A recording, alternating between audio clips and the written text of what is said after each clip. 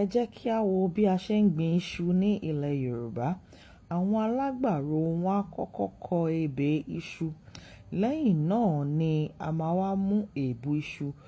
Èbù iṣu yẹn ó gẹ́gẹ́ bí èso iṣu. Bí èbù iṣu náà bó ṣe máa rí leléyìí.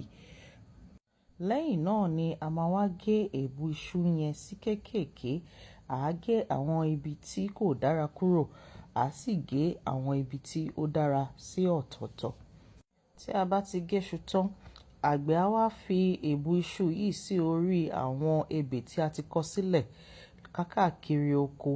Lẹ́yìn náà ni wọ́n á gbìn sí inú àwọn ebè yẹn. Ẹ máa bá wa ká lọ lórí ìkànnì Terafima Gold.